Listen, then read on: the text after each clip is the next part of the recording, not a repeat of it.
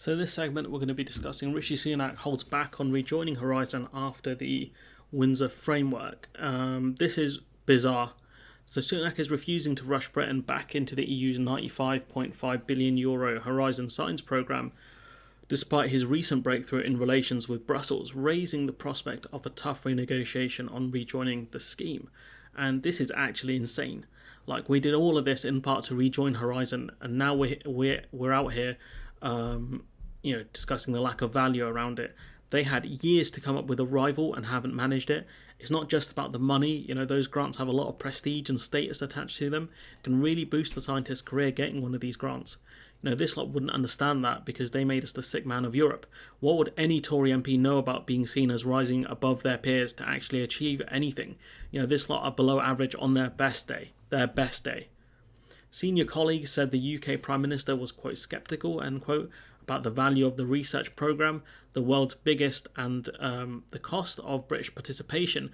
They added that he would, quote, take stock, end quote, of options, including the country's, quote, Plan B, end quote, global research plan.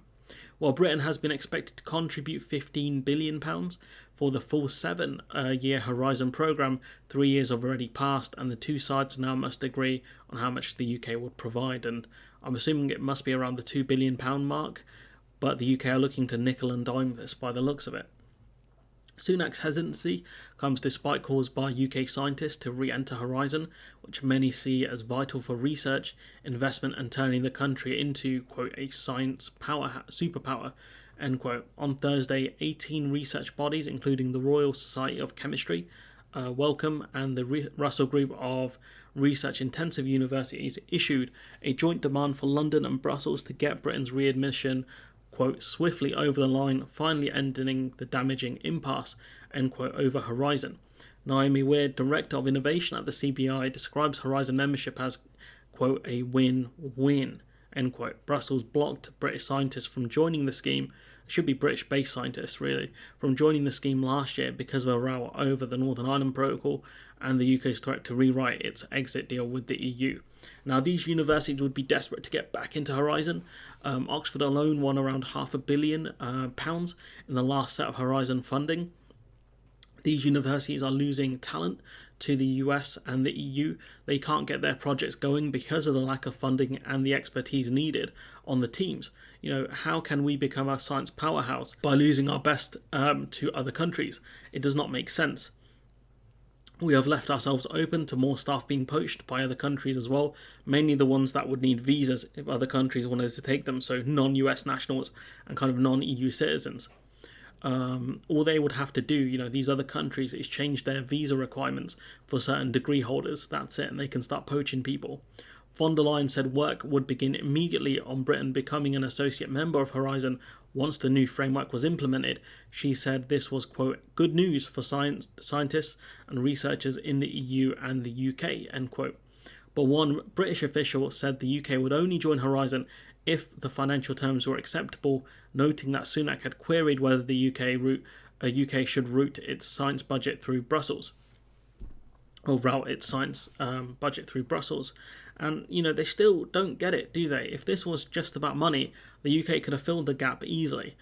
But we didn't do that from the start. Scientists could not get their projects up and running due to the lack of funding from Horizon, due to the lack of funding from the British government. If the British government were serious about this, they would have sorted it out, but they're not. They would have to get the money if it wasn't for the UK messing around. So they would have got the Horizon money, the money from Horizon, if we weren't messing around with the protocol. And if it's a case that Britain would have replaced the money, we should have done so. We already talked about the prestige. The UK can't replace that with its own funding scheme. Another said Sunak was carefully studying the £6 billion Plan B, drawn up by Science Minister George Freeman, for Britain to develop a global science collaboration plan.